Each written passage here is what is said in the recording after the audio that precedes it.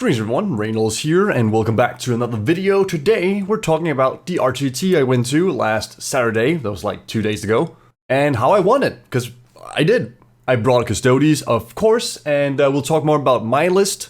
But first, let's talk about the deployment zones, primary rules, mission rules, as well as the terrain, and then I'll go through each game one at a time, and just talk a bit about how those games went and why things happened. And then finally, at the end, I'll talk a bit about Custodes in general, and where I think they stand at the current moment in the metagame.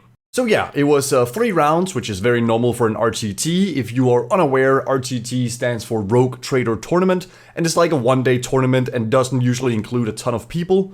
In our case, it was 10 people at my local gaming club, so it wasn't like a big event at all, just a small event, so don't anything I say here could be completely wrong, and as I've said plenty of times in other videos, at best, I'm an average competitive player.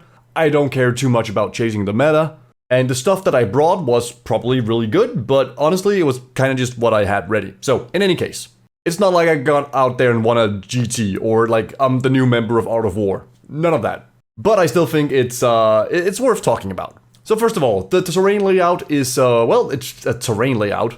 We didn't use any previous map layouts because we didn't really know with 10th and how things worked out, so I'm fairly certain this is a terrain layout made by someone at my local club. And the blue ruins are large ruins, that means that they are like 7-8 inches tall, and the red ruins are about 5 inches tall, something like that, slightly smaller, but they're all the same length on all parts.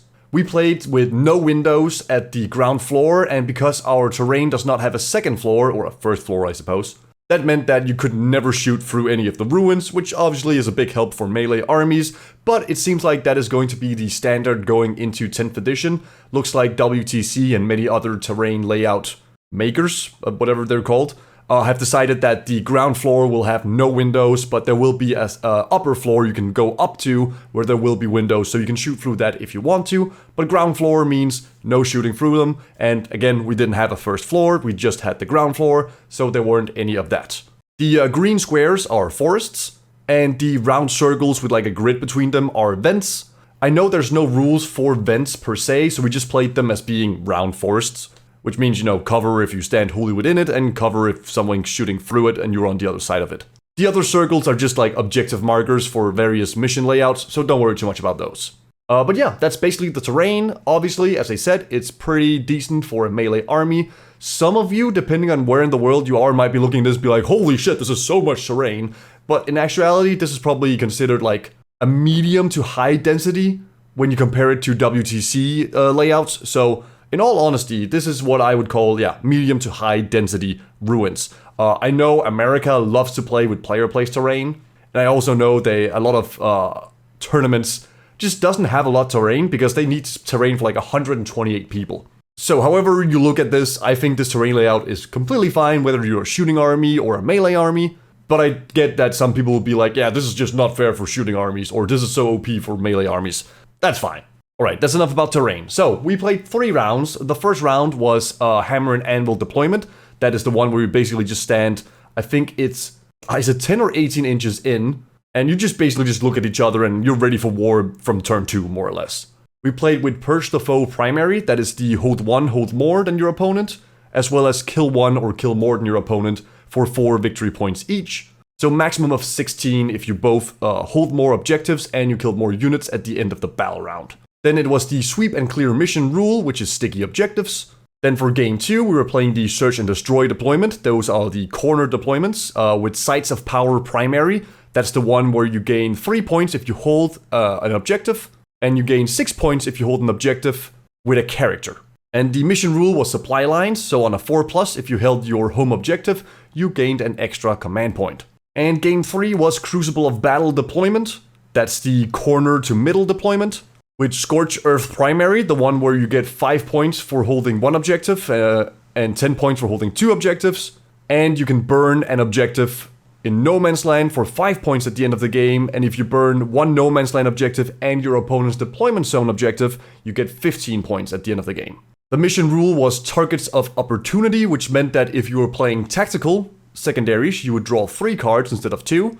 And if you were playing fixed, you would choose 2 fixed and then draw 1 tactical every round. I was playing tactical in all of my games. I was considering for game 3 to go fixed, but I ended up going tactical. And after my, what is it now, like 10 games of 10th edition, I just think that unless you really, really specifically built your army to play fixed, then tactical is the way to go. I don't think I've had a game yet in 10th edition where I haven't scored at least 25 points on secondaries with tactical, which is, you know, completely fine for me. Custodes, as we're going to be seeing, are definitely a primary scoring type of army. And if I can get 25 points like on average on secondaries, I'm pretty happy. Alright, so that was the terrain layout as well as the different rules and missions for the tournament. Next up, we have my list. Look, this is me after I won the game. I was like, look at these guys. These guys did so much. Yeah, Alaris are really, really damn good. So, my list was Trajan, not Trajana, not sure why I misspelled that one. Trajan with 6 Wardens, Blade Champion with Veiled Blade going alongside 9 guards, 6 of them with Spears, 2 with Sword and Shield, and 1 with Vexilla and Shield. Alaris Captain with Ceaseless Hunter alongside 5 Alaris Terminators, 4 of them with Spears and 1 with Vexilla. Then MSU Guard Squad with 2 Shields and 2 Spears, 2 times 5 Witch Seekers, and 1 Caladius with Arachnus Heavy Blaze Cannons. So, let's just start at the top and talk about why I put things where I do. Trajan with 6 Wardens. So, Wardens are our most tanky unit. Once per game, 4 up, feel no pain. -1 to wound if the opponent's strength is higher than your toughness. And they are more or less just my go to the middle or opponent's no man's land objective and stand there. Because damn are they hard to remove. In theory, you could remove them in one turn if you put your entire army into them. But most of the time, you'll spend at the very least 2 turns removing Trajan and 6 Wardens. Because let's say you're playing a mixed army where it's like part shooting, part melee. The shooting, you'll spend your 4 up, feel no pain, because that is like you cannot fight back against shooting. And in melee, you pop Trajan's fight first, or you pay 2 CP for fight first, and then you pop Trajan's 12 attacks. And then you pretty much obliterate whatever comes into melee with you. And so they'll have to send multiple melee units before it starts getting scary. But if they are committing like a whole lot of shooting, a whole lot of melee to deal with Trajan and 6 Wardens, then I have my Blade Champion squad and my Alaris squads just going wherever they want and wreaking havoc as well. The reason why I put Trajan with the Wardens instead of the Blade Champions are exactly as I said, because you can customize how you approach something. You can spend the 2 CP to fight first instead of spending Trajan's ability for it, and then you can spend Trajan's ability for 12 attacks. And adding 12 attacks means that you are most likely picking up whatever is going into melee combat with you. The Wardens are still really killy, but they're slightly less killy than the Guard Squad, which is why I have the Blade Champion with the Guard Squad, because now my opponent constantly has to contend with this huge blob of just death, being able to advance and charge at any moment. And with the Veiled Blade, I can almost always guarantee that if I make the charge onto something on an objective, I will definitely control that objective, because the Blade Champion himself will be OC6, OC7 if my Vexilla is still alive, and then all the other guards coming in with OC2 or OC3. And by controlling the objective, I get access to reroll wound rolls, which once again means that I'm basically picking up whatever I'm fighting. And that's why I prefer the Blade Champion with the guards over Trajan with the guards. Now I will say, Trajan, really, really good. However, you could also run a Shield Captain instead of Trajan. I think that's completely viable, and it's more a case of a side grade than it is like an upgrade or a downgrade. It's literally just side grades. Trajan is more killy and gives you a once per game effect that can be really impactful, whereas the Shield Captain is less killy than Trajan, but will give you access to stratagems for free every battle round. In my case, however, I brought an Alaris Shield Captain, and the reason I did this is because Alaris Terminators are really good, and the Alaris Terminator Captain just takes them to insane heights, because he also has the use of free stratagem each battle round ability. On top of that, I give him Ceaseless Hunter. This way, he's not very easily moved blocked, because if the opponent tries to come in and move block you, you just move 6 inches away from them or to the side of them, and then you can walk around in your own turn. And of course, if the move block is charging you, well, you pick them up, because let's be honest, nothing really survives contact with 6 Alaris Terminators. And on the off chance that they do survive, you have fallback, shoot, and charge from Ceaseless Hunter to just really keep them going. Of course, if nothing's charging them and you want them somewhere else, you have your once per game upsy downsy, otherwise known as pick them up and put them into deep strike at the end of your opponent's turn. Now, I see a lot of people taking 2-man squads of Alaris, for mission play. And while I don't judge that as being wrong, I just think that 5 Alaris with a captain just becomes a completely unstoppable force that your opponent have no chance of dealing with. They come in like turn 2 with rapid ingress in your opponent's turn, and yeah, your opponent can shoot them a little bit. That's fine. We can pop -1 damage for free with the free stratagem. Or you can put them in a way where you can't really be shot by anything scary. You get to move 6 inches in your turn, or sorry, 5 inches in your turn, and then if you charge, I assume you put them 9 inches away from something you want to charge. You move them 5 inches, you now have a 4-inch charge, and you probably, charge whatever it is and kill it. Because they reroll all the wound rolls against vehicles, monsters, and characters. It's great. They are destroyers. They are slayer of tyrants. In my build, I decided to go with 4 spear and 1 vex because I wanted to be sure I had the objective when I charged something onto an objective. However, in truth, you should probably just go with 5 spears. The vex didn't really matter because when I charged something and I got into combat with it, I usually killed it or killed enough stuff that I would have the point anyway. So probably just take 5 spears and drop the vexilla. Then I had an MSU guard squad, 2 shields, 2 spears. I quite like this. The 2 shields let me have some damage absorbing models to just put wounds onto. And, 2 spears and 2 shields are not super killy, but they're killy enough that most things that will deep strike onto the objective they're holding will have a rough time surviving their punch. Then we have 2x5 Witch Seekers. These I could totally see replaced with Prosecutors or Exaction Squad. However, I will say that there is something nice about their 6-inch pregame move. It does allow some more flexibility in playing certain secondaries. There are some times where you get I think it's called Extend Battle Lines, where you might not have been able to reach that no man's land objective without the pregame move, but with the pregame move you are able to do so. But in terms of points efficiency, as I said, I can totally see you just taking Prosecutors or Exaction Squad instead. However, it was also a case of, this is what I had time to paint up. I already had Witch Seekers painted, so I decided to bring them. And then finally, 1 Caladius with Arachnus. I only have 1, so that's, don't ask why I didn't bring any more. I just had 1. So even if I wanted to, I couldn't bring any more than 1. And I've talked about this on the Custodes Discord before. I think if you want to play with multiple Caladius, you are leaning more into a shooting army than you are a melee army. However, I also think it's going to be very meta dependent. If we're just going to be seeing Space Marines with 10 tanks, or Dreadnoughts, and Imperial Guard with 11 tanks and 12 artillery, and all those things. If that's how the game is going to be, then yes, you take 2 or 3 Caladiuses every time. However, if it's not, and it's just going to be, 1 or 2 tanks, or 1 or 2 Dreadnoughts, etc., then I think it's perfectly fine taking 1 Caladius. That's my argument for bringing it here because, well, I had 1, I knew it was good, I wanted to use it, and yeah, it did great. It did great. So, all in all, big success on the Caladius. Overall, my list is 1995 points. I was really happy about it. Some people might look at this and be like, how in the world did you score any points? And we'll talk more about that once we start talking about the games. But in general, as I said at the earlier image or earlier PowerPoint presentation slide, Custodes are a primary point army. And it really is fairly easy to score primary points, even when you only have 3 real units, being Trajan, Blade Champion, and the Alaris Captain Squads. Because most primary missions is hold 1, hold 2. So in fairness, yeah, I have what I need. I basically have 3 very, very hard to kill units that can hold objectives and score the primaries, and probably get me 40 to 50 points. And then on the secondary part, we do struggle a little bit. But if you are dominating in primary, it means that your opponent is losing in primary.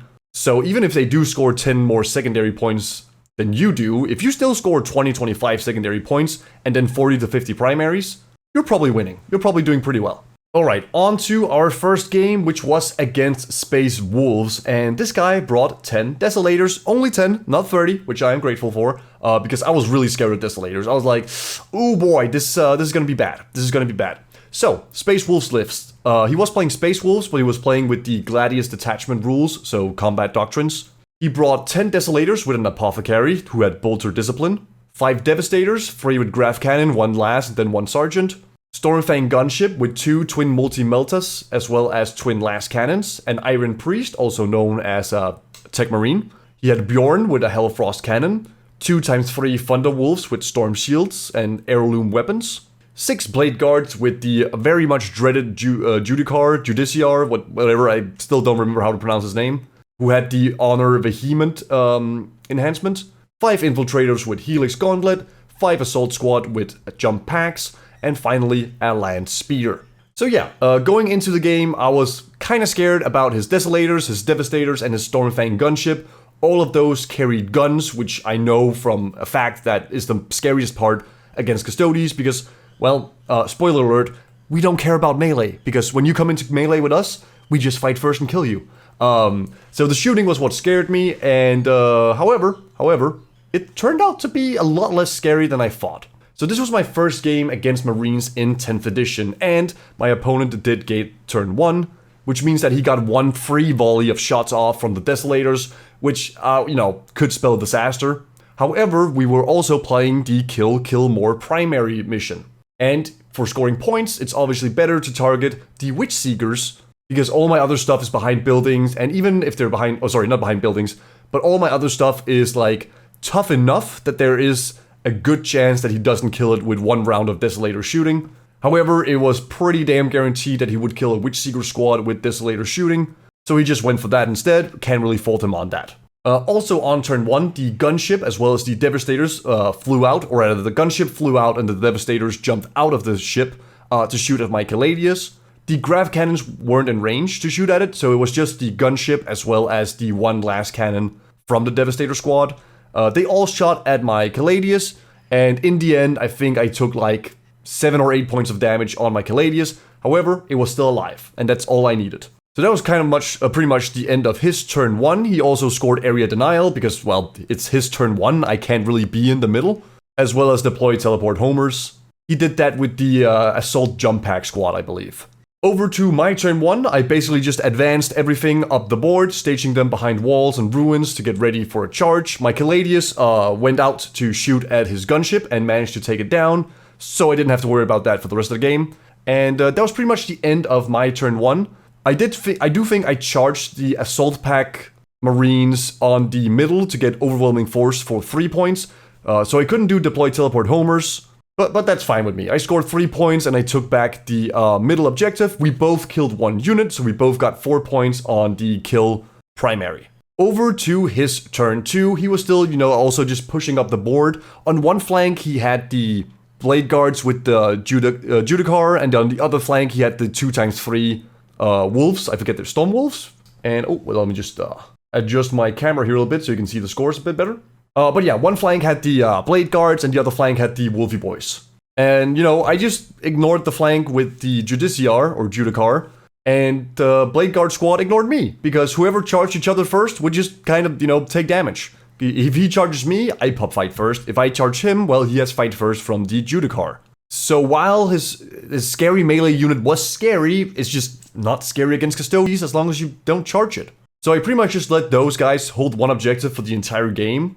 But at one point he did go for a charge because he wanted to score some secondary points, and it was nearing the end of the game and he was falling pretty hard behind. So he went for the charge to get into position to score some points. I spent Trajan's fight first ability, picked up most of the squad. That's the end of that, really. My Blade Champion and Guard squad got some really good advances turn 1 and turn 2, and that meant that I was able to charge into his Desolators and picking all of them up, including the Apothecary, in one phase. And yeah, after that, all he had that was really scary was the Desolator squad. Or sorry, the Devastator squad. And I mean, they are scary, but they're not that scary against a full Custodian Guard squad, a full Trajan and Warden squad, and a full Alaris squad. So yeah, after that, it pretty much went as expected. You can tell by the points that I absolutely dominated in primary, and then I did pretty decently in secondary, ending in 94 to 69. Very nice for me. Yeah, this was like, this was I would say a pretty normal Space Marine list. It had some shooting, it had some melee. The issue being, I don't care about the melee, because I'm Custodes. I have fight first everywhere on demand. And if I just don't charge his Blade Guard squad with the Judicar, I just don't really care about the rest. I think he used both of his Storm Wolf squads to try and take on the 4-man Custodian Guard squad. And my 4-man Custodian Guard squad picked up the first set of Wolves with fight first or something like that. And then the second round of Wolves, I didn't use fight first and I lost like 1 shield guard. And then I pretty much picked up the rest of them afterwards. It was just like, yeah, it's not a fair fight in melee. So it's game one. Pretty damn simple, and yeah, really not a lot to say about it. It was pretty straightforward. All right, game two. I'm up against Tyranids, and have you ever seen BioWar score like 20 secondary points by themselves? Because as it is right now, there's no rule saying that Spore Mines cannot perform actions and score secondary objectives. So yeah, BioWars are really good at scoring points. So my opponent was running an MSU style list meant for scoring. It was 3x1 BioWar, 10 Gene Stealers, not Gene Streelers. I don't know why I spelled so badly when I wrote this up. 10 Gene Stealers with a Broodlord who had the Synaptic Linchpin enhancement, 10 Gargoyles, 3 Hive Guard with 1 Hive Tyrant in it, who had the perfectly adapted ability or enhancement, 2x10 Hormigons, 2x1 Lictor, 2x1 Pyrovore, 2x3 Raveners, 2x1 Trigon, 3 Tyranid Warriors with guns, 3 Venom Thropes, 2x3 Zoanthropes, and that was his list. I had already played against Tyranids and this player once before going into the RTT, and I went away from that game thinking, holy shit, Tyranids just do not kill anything, but they're really good at scoring points. And as you can see here, it was just like, yeah, it went exactly as basically before. I was a bit unlucky on my secondary draws. As you can see, there was a lot of turns where I didn't score it, or there was 2 turns where I didn't score any secondary points at all. And my first turn, I was only able to score 3. However, you can also tell that compare my primary points to his primary points, and I pretty much dominated there as well. This was the character stand an objective and get more points mission, which was a little bit annoying for me because I can stand on objectives with my character squads, but I also kind of want to move them around and charge to kill stuff. It worked out in the end, however, because I just kind of picked up whatever I got into combat with. But yeah, he was able to score a lot of secondary points, especially because I just really couldn't screen him. Because the gargoyles can come in from deep strike, and after they shoot, they get to do a 6-inch move. The Trigons can do a 3-inch deep strike, then they cannot charge, but you know, still a 3-inch deep strike to just take an objective away, or just like come in and shoot at my sisters. And then he had the 2 Lictors with 3 rapid ingress. And between all of that, I think he took my home objective at the end of turn 2? Yeah, I think it was like his turn 2, maybe turn 3. In any case, he had like my home objective very, very early on. I was able to hold on to the no man's land objective in my, like, you know, closest to my deployment zone with my guard squad. They took on a Trigon with some help from the Caladius shooting it. So I was able to hold on to that. Trojans and Wardens walked up one flank of the board onto my opponent's no man's land objective, and they just stood there for the rest of the game. He was like, I can't do anything about that. Like, they just stand there. I can't deal with them. And so they scored me 6 primary points from turn 3 and onwards. I then came in from deep strike with my Alaris, and they shot a bunch of stuff with their grenade launchers and spears, and then they made their 9-inch charge onto his Tyrant Guard and Hive Tyrant. And I wiped the Tyrant Guard and brought the Hive Tyrant down to 3 wounds, I believe. And then on the hit back towards me, I think he might have killed the Vexilla, but I don't exactly remember. But yeah, his next turn, the Hive Tyrant fell back, because of course I can just pop fight first with the Alaris. Even if I don't pop fight first, I probably kill him. So he decides to fall back with him and just started to screen me with all the other stuff. But that basically just meant that my Alaris just moved up towards his deployment zone objective and just started killing whatever they came into contact with. That was more or less the early game, and honestly, kind of the game. There was one moment that was a little scary for me. I think it was his turn 3, so bottom of round 3. He popped Shadow in the Warp. And I failed my Battle Shock test on the Blade Champion squad with the guard who was standing in the middle. And because it was his turn, I wasn't able to use the get rid of Battle Shock stratagem. Actually, I don't think I would be able to do that even in my turn, because then it would be, it has to be in the Battle Shock phase, which is not in the command phase. In any case, I failed my Battle Shock test, and that meant, of course, I couldn't give the squad fight first. And so he was like, okay, it's time to go. Let's go kill him. So he charged with all the Gene Stealers and the Broodlord, 1 Lictor, 1 Ravener squad, a Venomthrope squad, and between all of that, he killed like 5 guards. Or 4 guards. He killed like 4 guards, and 2 of them were with shields, and their whole purpose is to absorb damage.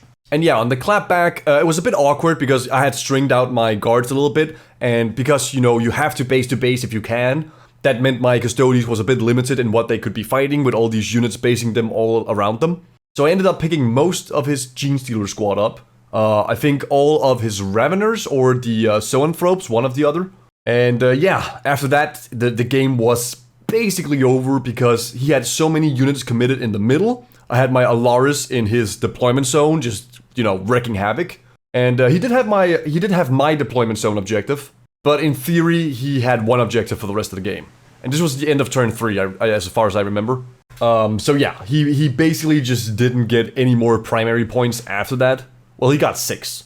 And he was so low on units that it started to get hard for him to complete any secondaries. And while the game was close, 70 to 60, it really wasn't. Like the points is a bit weird in 10th edition because, you know, sometimes you get lucky with your secondaries and sometimes you get unlucky. But at the end of turn 3, I don't see how he would have won the game. So with that, my second victory was completed, and we move on to the third and final game, which was probably the weirdest game because at any point during that game, I had no clue if I was winning or if I was losing. So we were playing against Necrons. However, they only had 18 models. It was a list with 6 Catans. So it had the 3 named Catans as well as 3 Transcendent Catans, with one of them having the 4-up Feel No Pain enhancement.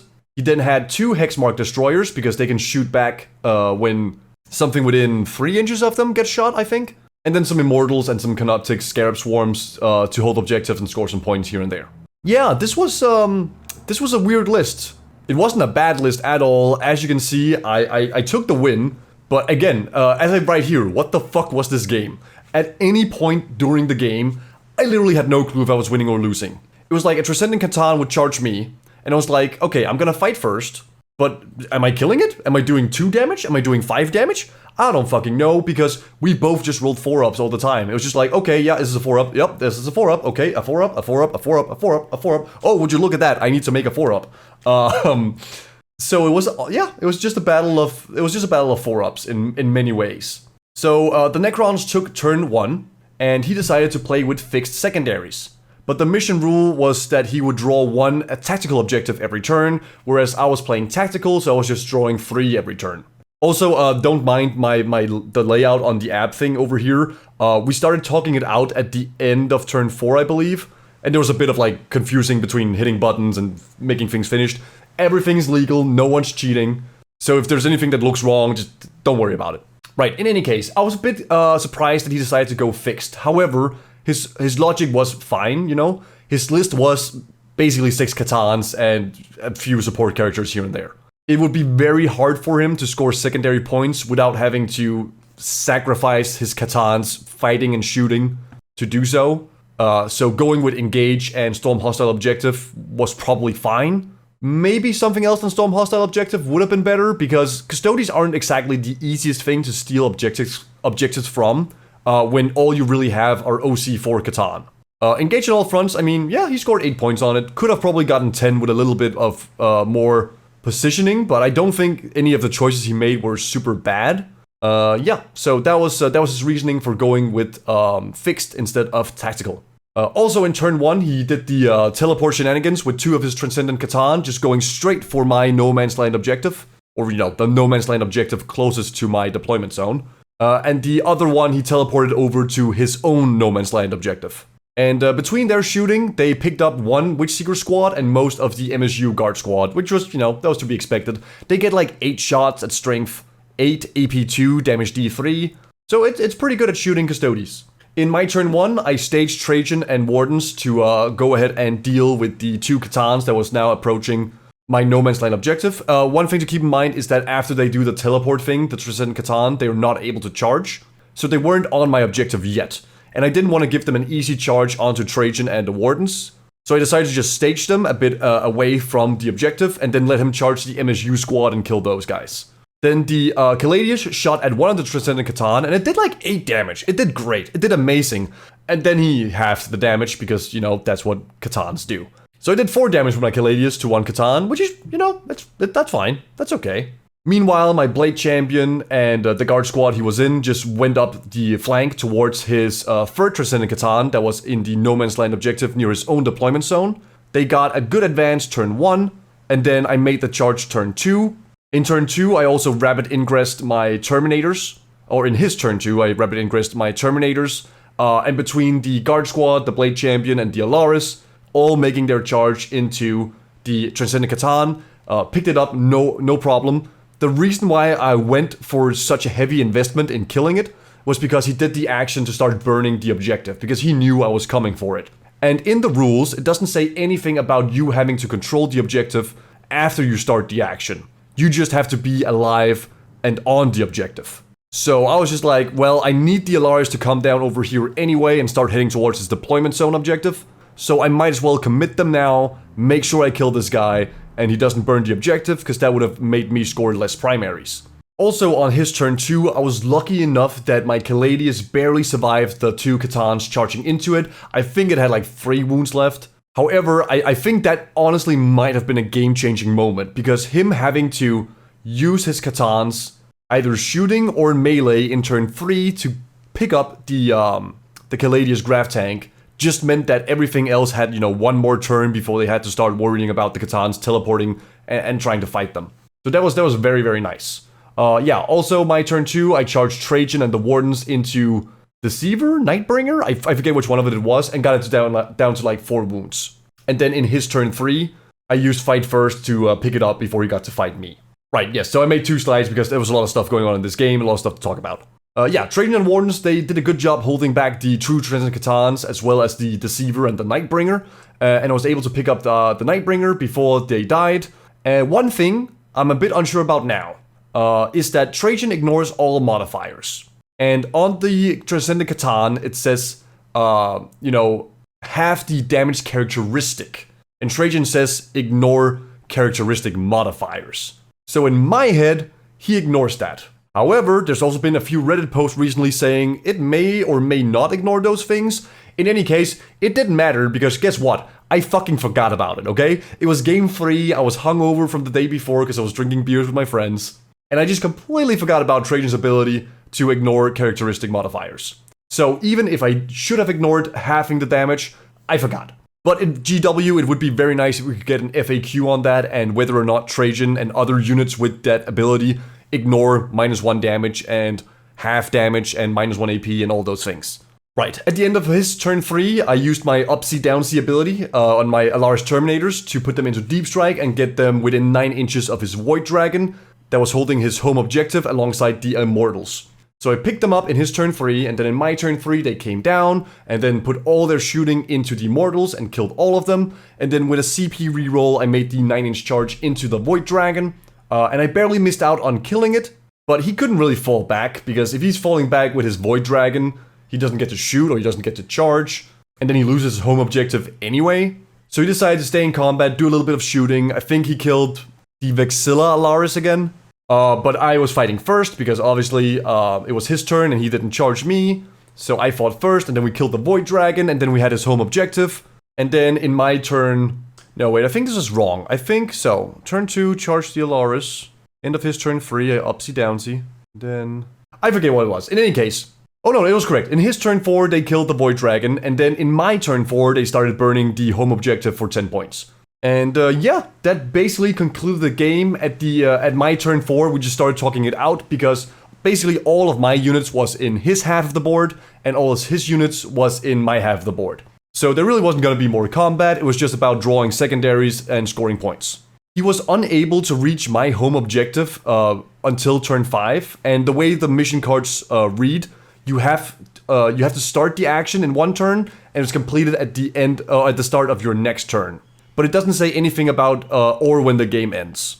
So he was unable to score the primary points for burning my home objective. Meanwhile, I was able to do that, and I also burned a No Man's Land objective.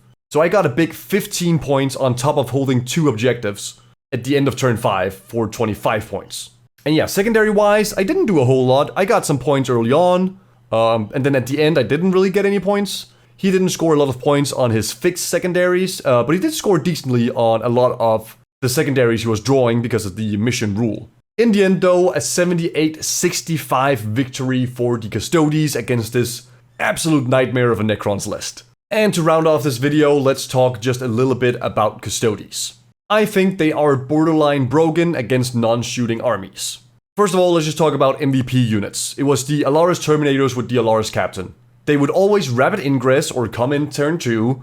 They would shoot, a ridiculous amount of shots. And if it was against a monster, a vehicle, or a character, they reroll the wound roll. Yes, you might only be wounding on 5s and 6s, but when you reroll the wound roll and you have like 35 shots between the spears and the grenade launchers, it'll still do some damage. If I got into combat and somehow failed to kill something, I could fall back, shoot, and charge. If my opponent was trying to move block me, I could do a 6-inch move.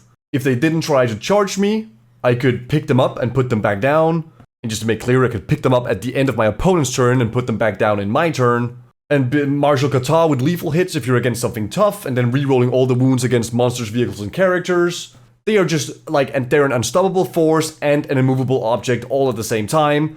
And I just don't see a world where I don't run the big block if I'm playing a melee-focused army list. 6-man block just feels so incredibly good. They can shoot at most things and deal good amounts of damage. They can charge into most things and just wipe it. And they are very tough to remove at toughness 7, 4 wounds each. Oh yeah, and you can also use the captain's free stratagem to just give them -1 damage, if you want to. They are just ridiculous. Ridiculously good. I love them, I love them, I love them. But if you insist on running Terminators and 2-man squads, you're doing it for mission play, and they're still, fairly tough to remove. But I'm just in love with 5 Alaris Terminators and a captain. They just do so much work. The Blade Champion is also just amazing. Like, put him in a medium-sized squad, put him in a large squad, put him with Wardens, put him with Guard. He's just great, because your opponent just has to deal with the idea that at any one point, these melee monsters can advance and charge, and you don't even have to declare it when you do the advance. You just advance. And then, if you get a good advance, oh yeah, well, looks like I'm advancing and charging this turn. And that's something your opponent constantly has to think about. And then for my last point, as I was saying, we're borderline broken. And you know what? Being broken is fun for around the 3 to 5 games, and after that, it just becomes a little bit brain dead. So all my games in this RTT, I was up against factions that had some shooting, but none of them were shooting armies, which meant that they had at least, let's say 50% of their damage output in melee. And I just don't care about that 50% because I win that every time. I know that. I'm either incredibly hard to hit because I'm like -1 kata and -1 damage, or I fight first. And if I fight first, I'm fairly certain in picking up whatever has charged me. So yeah, I literally just go into any game, look at a melee unit, it's like, oh, that's a scary melee unit. Oh wait, I don't care. And that's a bit sad. I know, like, Custodes should probably be the best melee army in the game. Cry your hearts out, World Leader players. But should they be this good? And then, even if you start... even if you do start facing shooting armies, they're gonna need to have 83, like, en masse. Because you get cover from everything in 10th edition. And so AP2 goes to AP1 in cover, and then you're saving on freeze, which is, fairly easy to save. So you need, like, high AP, high damage shots, and a lot of them. Personally, quick nerf suggestions that would be very, very simple is that Custodian Guards go to 50 points, Wardens go to 55 points, and Alaris to 70 points. That's not gonna fix Custodes, but it's a very easy, like, balancing thing that will help a little bit just because you get to bring less stuff. I don't see them changing how Fight First works. I think that's a very integral part of how, combat is supposed to work in 10th edition. However, they could change our Fight First stratagem to be like either once per game or once per unit, or be fight on death. Lots of options there. I think we're getting nerfed quite hard. Well, I don't think we're getting nerfed quite hard. I think it's quite likely we're getting nerfed, and then we have to see if GW does the classic, oh well, we're nerfing everything at the same time.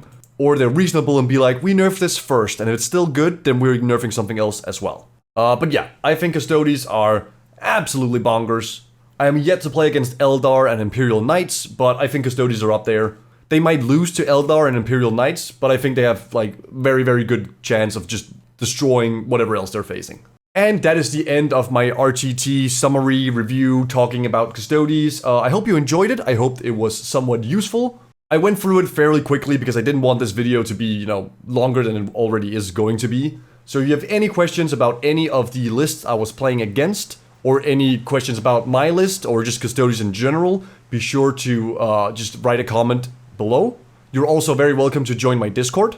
A link to that can be found in the description below, and you can also DM me on Discord and ask any questions, talk Custodes, talk Warhammer 40K, whatever you feel like. So yeah, that is the story about how I became our local club's first RTT champion with Custodes.